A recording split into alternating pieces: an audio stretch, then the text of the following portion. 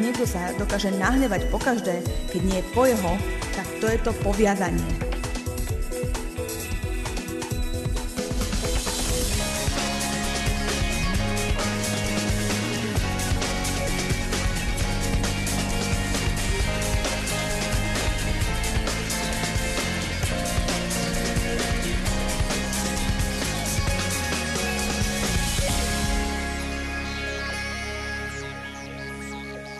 Dobrý deň, ďakujeme, že sledujete dnešné vyučovanie o tom, ako sa tešiť z každého dňa vášho života. Zlé návyky a hriech nás nemusia ovládať. Práve dnes je ten deň, keď môžeme začať s rozvíjaním nových návykov. Prosím, zostaňte s nami, keď budeme pokračovať na túto tému tvorenia dobrých zvykov. A čo hriech? Prečo s ním máme taký problém? Prečo aj ako znovuzrodení máme s tým ťažký čas? Nevieme sa zbaviť niektorých vecí.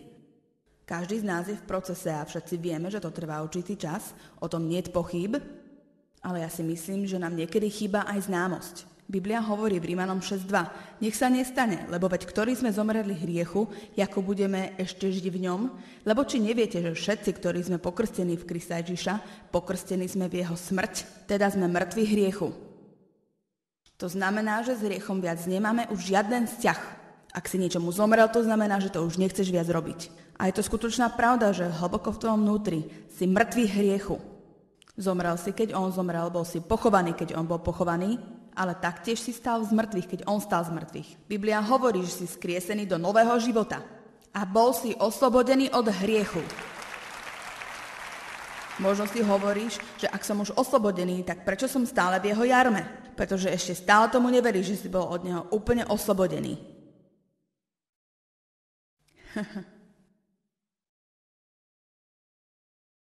Dobre, poďme teraz do inej pasáže. A ja som študovala Rímanom 6, až kým mi takmer očné bôvy nevypadli von z očí. Kým som pochopila, že prečo, ak som mŕtva hriechu, mám niekedy chuť odtrhnúť hlavu niekomu. V takej chvíli sa necítim mŕtva, ale príliš nažive. Ale ja som musela pochopiť, že tu sa hovorí o tom, čo my máme hlboko vo svojom vnútri. Že ak my dovolíme Duchu Svätému, tak on nám s tým pomôže dostať to z toho vnútra von. A keď sa na niečom pracuje, tak to nie je pohodlné, pretože pracuješ na tom, rozvíjaš to, vytváraš si nový návyk, formuješ si nový sval a potom zrazu si slobodný od toho. Už viac nie si zviazaný. A keď sa na to pozrieme poriadne, tak je to v podstate veľmi vzrušujúce. Miesto toho mať také bremeno, miesto nechute ísť do toho, začneme byť nadšení a bude sa tešiť z toho, čo zase nové Boh dá do tvojho života, aby si to zdolal.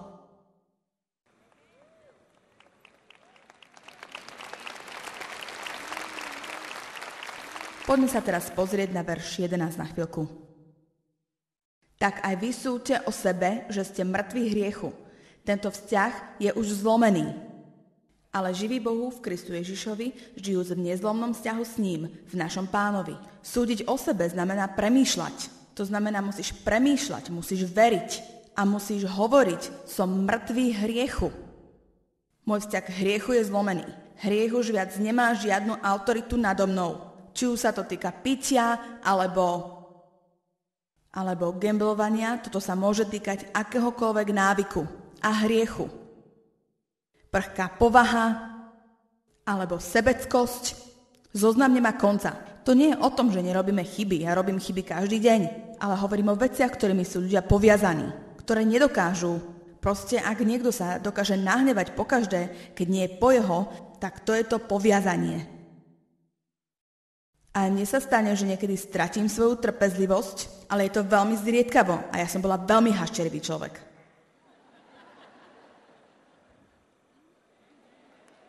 Ak chcel niekto so mnou vydržať, tak jediný spôsob bolo robiť len to, čo chcem ja.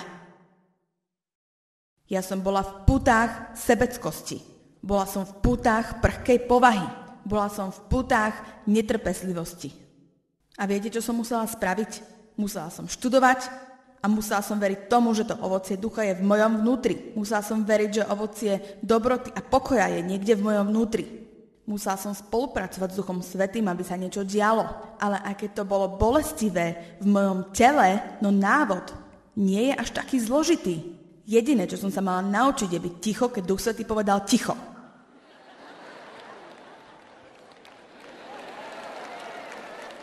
Proste som potrebovala byť ticho.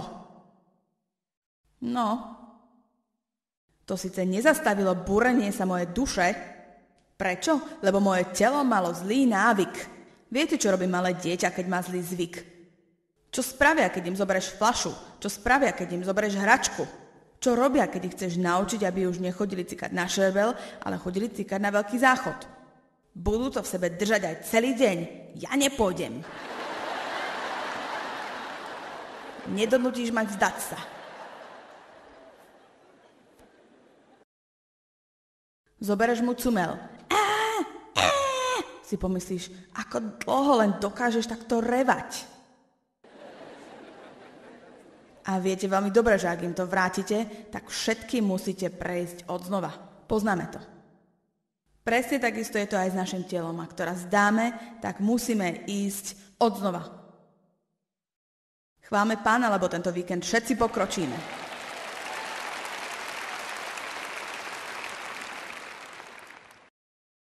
Povedz som mŕtvy hriechu, už nemám s hriechom vzťah, nechcem hrešiť. A toto je silné slovo, nebojím sa hriechu.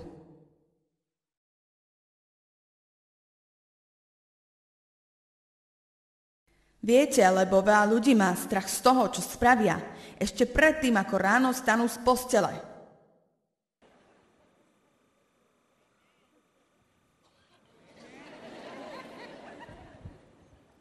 Mám problém s tým a s tým, som zvedavý, ako to dneska zvládnem. Ja som si dobre vyšla s každým, keď nikto nebol doma. Človek sa musí naučiť byť s ľuďmi, keď tam sú, nie keď tam nie sú. Je tu niekto taký zlý, aká zlá som bola ja? Dúfam, že môj život vám dá nádej.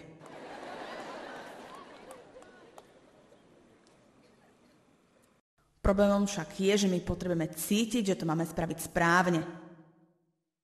Toto som videla posledné 2 roky.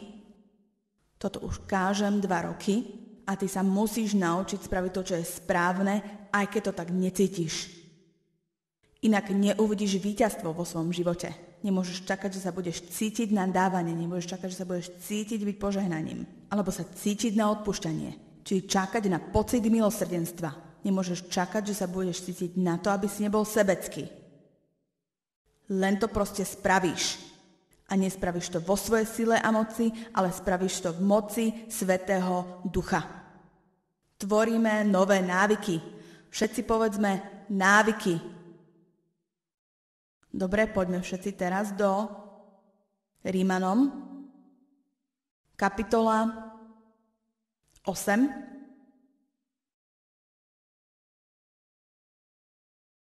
Trinásty verš. Lebo ak žijete podľa tela, iste zomriete. Ak žijete podľa toho, ako vám diktuje telo, kto z vás vie, že telo je diktátor? Ak žijete podľa toho, ako vám diktuje telo, tak iste zomriete. Ale ak mocou Svätého Ducha si zvykmi, hovorí moja Biblia, možno toto je jediný preklad, ktorý to takto hovorí, ale veľmi sa mi to páči. Ak mocou Svätého Ducha si svojimi zvykmi mŕtvite a umrtvujete zlé skutky svojho tela, tak budete skutočne a naozaj žiť. Viete, ako si vytvárame zvyk? Tak, že svojou iniciatívou, len jednoducho skrze moc Božiu, si zvolíme robiť to, čo je správne bez ohľadu na pocity. Spraviť to raz nestačí. Musíš si zvoliť znova a znova a znova a znova. A potom možno po týchto mnohých pokusoch, lebo vieš, diabol sa ťa bude na začiatku snažiť presvedčiť, že to vôbec nefunguje. A to je teda poriadna skúška, pretože diabol sa ťa bude snažiť presvedčiť. Na toto zabudni, toto nemá žiadne výsledky, toto vôbec nemá žiadne ovocie. Už to ani neskúšaj. A ty musíš povedať, budem to robiť, kým ťa neunavím. A tak to robíš a odrazu si uvedomíš, veď už to nie je také ťažké, ako to bolo predtým. A potom je to ešte ľahšie. A za chvíľu to budeš robiť sám od seba, nebudeš sa musieť ani pokúšať. A teraz v tamtom bode si bol úplne sebecký. Zahladený do seba. Robot, čo ja. Celý v tomto kolotočí. A teraz si už niekde tu a zobudíš sa skoro ráno a premýšľaš o tom, čo spraviť pre niekoho druhého. A pomyslíš si, a kto je toto v tejto mojej posteli?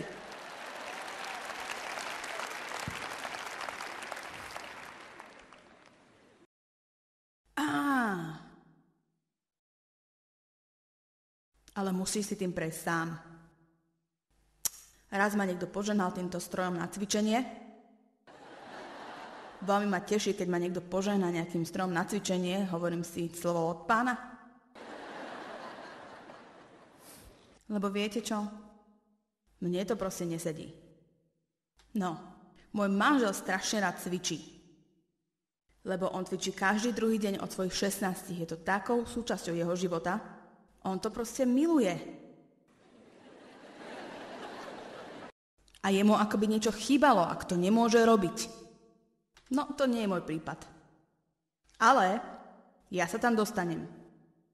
Amen? A ja sa snažím cvičiť a robiť určité veci, ktoré mi pomáhajú, ale viem, že by som mala viac napredovať. A dostala som túto vec a tak si hovorím, dám tomu šancu. A pozerala som si také video. A vec, čo... chvíľu som mala aj trénera. Ani to mi dlho nevydržalo. A keď som s ním spolupracovala, tak mi povedal, že ak začnem robiť tieto cviky, bude sa mi zdať, že ich nezvládnem. Hovorí, lebo tvoje telo nevie, ako ich robiť a nechce ich robiť. Ani to nezávisí od toho, či máš na to svaly, ale tvoje bunky sa musia natrénovať na to, ako to robiť. A ty ich musíš robiť znova a znova. A čím viac ich robíš, tak ako keby sa naprogramovali do teba a potom aj tvoje telo začne spolupracovať. Ale je to opakovanie, ktoré učí tvoje telo, ako to robiť. Takže robiť toto cvičenie správne znamená robiť 4 veci naraz. Na začiatku začneš, sadneš, hlava hore, zadok zatiahnuť. Tak. A teraz.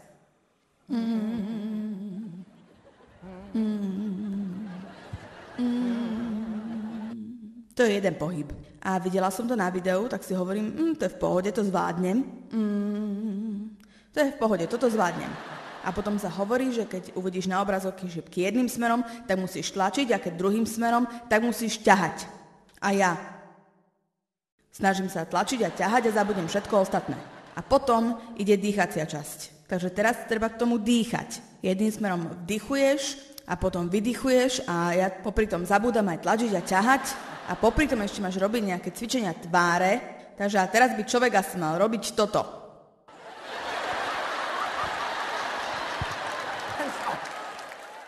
To bol teda týždeň, môžem vám povedať.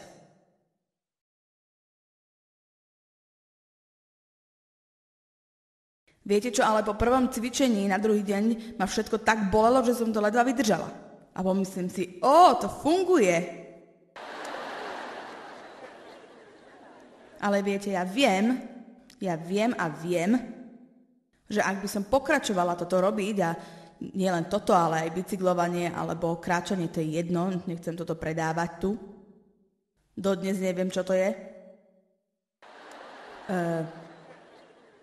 Ale proste toto je niečo, čo ja zvládnem a dokonca môžem si to zobrať so sebou aj na cesty, lebo toto ja zvládnem, toto dokážem. Takto a tak.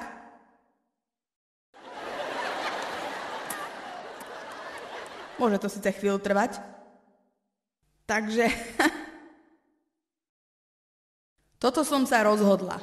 Ja najskôr budem robiť tú pohyblivú časť. Zabudnem na to dýchanie, na ťahanie, tlačenie a tvár a začnem robiť len toto a samozrejme je tam toho aj viac, ale ukazujem vám to jednoduché. A potom, keď sa zlepším v tomto, lebo som si všimla, že už po 3. krát mi to naozaj už išlo veľmi pekne, stále mi to ide lepšie. A potom budem pracovať na dýchaní. Zapojím to Aj tak to robím vždy opačne, pri vydychovaní vdychujem a pri vdychovaní vydychujem. Viete čo, ale väčšinou aj tak zabudnem dýchať. Keď to robím, tak spravím, že... A za chvíľku si spomeniem... Takže keď zvládnem túto časť, tak pôjdem ťahať a tlačiť a to s tou tvárou ešte uvidíme. Chcem tým povedať, v žiadnom prípade to nevzdaj. Len preto, že sa ti to nezdá jednoduché, nech to je čokoľvek.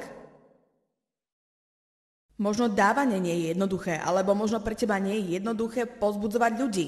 Sú niektorí ľudia, pre ktorých je veľmi jednoduché a prirodzené povzbudzovať. A ľahko to z nich ide, ale potom zase sú ľudia, pre ktorých je to neprirodzené. Cítia sa proste pri tom čudne, ale ty sa nepotrebuješ na to cítiť, pretože Biblia jasne hovorí, že to máme robiť.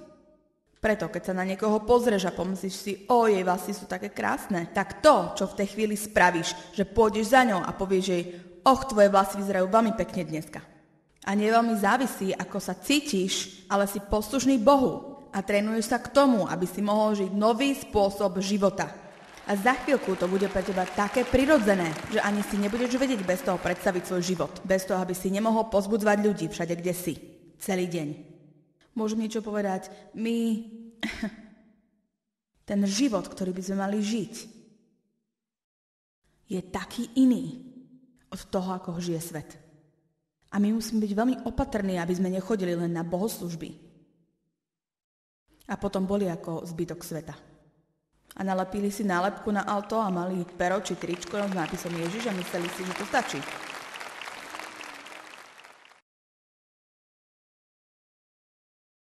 Vráťme sa do Rimanom 6, ak môžeme. Máte z toho dnes niečo? Darí sa mi vás niečo naučiť? Pozrime na dve pasáže. Keď to nájdem, hneď to prečítam. Pochovaní sme teda s ním skrze krst v smrť, aby je veľmi dôležité, pretože nám hovorí, že prečo Ježiš prešiel tým, čím prešiel. A môžeme byť toho súčasťou. Aby sme, tak ako aj Kristus stal z mŕtvych slávou Otcovou, tak aj my chodili. Vidíte? Chodili, žili a chovali sa v novote života. Musíme si vytvoriť nové zvyky. Počúvajte toto. Genesis 24:40. Abraham mal zvyk chodiť v Božej prítomnosti. Žalm 1:2. Dávid hovorí: Kochám sa v Božom zákone a neprestane nad ním premýšľam dňom i nocou. V Jánovi 6 hovoria, čo môžeme spraviť, aby sme neustále robili Božie skutky. Spraviť niečo raz nestačí, aby sme pretočili to, čo sme vlastne celý život zle robili. Ak máme celý svet plný buriny, tak nestačí hodiť len pár dobrých semiačok. To na burinu nestačí. Ale ak si vytvoríme zvyk, ak sa rozhodneme, že chceme si vytvoriť nový zvyk, aby sme mohli žiť ten nový život, tak si z toho nesprávame bremeno, ale nech je to vzrušujúca cesta. Ja som nadšená zo svojho života s Bohom. Poviem vám pravdu, ak by Boh so mnou dlhšiu dobu nejednal, tak by som sa asi nudila. Mne sa ten proces páči. Som rada, keď na stole vždy je niečo, čo ma núti vždycky od niečo vyššie v niektorej oblasti. Ja si myslím, že by to malo byť súčasťou vzrušujúceho života kresťana. Vždy sa chcieť v niečom zlepšiť. Chcieť reprezentovať Boha, lebo si myslím, že najväčším nebezpečenstvom je, ak sme so sebou spokojní. Vieš, ja veľa sa nemodlím, ale som v pohode. A ani Bibliu až tak dobre nepoznám, ale pastor pozná, to je dobré. Nie, ty musíš byť hladný. Buď duchovne hladný. Buď viac hladný po Bohu. Buď hladný po svetosti, po spravodlivosti. Buď hladný po dušiach. Pavol o tom hovorí v Rimanom 7 od 15. verša. Hovorí, nerozumiem samému sebe, To, čo chcem robiť, nerobím, robím len to, čo nechcem robiť. Keď to čítame, tak si hovoríme, konečne niekto podobný ako ja. Všetci cez to ideme. Každý jeden z nás, keď sa znovu zrodíme, dostaneme nové srdce, nového ducha, všetky tie dobré veci sú v našom vnútri a potom máme aj nové túžby. A ty túžiš robiť všetky tie dobré veci, ale proste ich nerobíš. A potom si hovoríš, no kde je ten môj problém? Toto nesedí, ja chcem robiť to, čo je správne a robím to, čo je nesprávne. A Pavol šiel cez to isté. Náš milovaný apoštol Pavol, ktorý dostal 2/3 nového zákona priamym zjavením, prechádzal tým istým, čo my. Hovorí, čo sa to tu so mnou deje? Chcem robiť, čo je správne, ale nerobím, čo je správne. A potom hovorí vo verši 18, určitú času to preskočím, lebo nemám čas na to teraz, hovorí, lebo viem, že neprebýva v mojom tele dobré. Nie je nič dobré v mojom tele. Ani v tvojom tele nie je nič dobré, ale je niečo dobré v tvojom duchu. Preto môžeš povedať, ja som ospravedlnený pred Bohom. Spravodlivosť bola vložená do tvojho ducha. Ty si ospravedlnený pred Bohom. A vďaka tomu, že si bol ospravedlnený pred Bohom, preto sa progresívne môžeš naučiť robiť to, čo je správne. Ako môže Boh od nás chcieť robiť to, čo je správne, ak by sme nemali spravodlivosť? To je, ako by som povedala niekomu, chod spraviť koláč a nedá mu múku, trúbu ani olej. Jednoducho Boh nám dá to, čo potrebujeme na to, aby sme boli tým, kým hovorí, aby sme boli. Všetci zakričme, ja mám to, čo potrebujem. Ak ty sa raz skutočne chytíš tejto pravdy a uveríš jej, ja mám, čo potrebujem, je to vo mne, moc Ducha Svätého je vo mne, dobrotivosť je vo mne, láska je vo mne, spravodlivosť je vo mne, odpustenie je vo mne, milosrdenstvo je vo mne, povzbudzovanie je vo mne. Je to všetko vo mne a ja strávim zbytok svojho života v spolupráci s Duchom Svätým, aby to dostal z môjho vnútra von, aby som mohla byť požehnaním pre ostatných ľudí.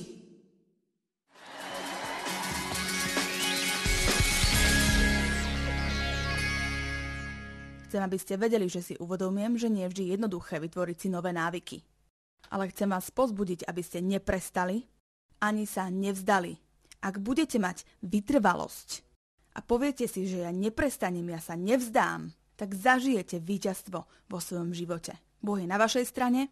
Ak spravíte svoju čiastku, Boh vždy spraví tú svoju.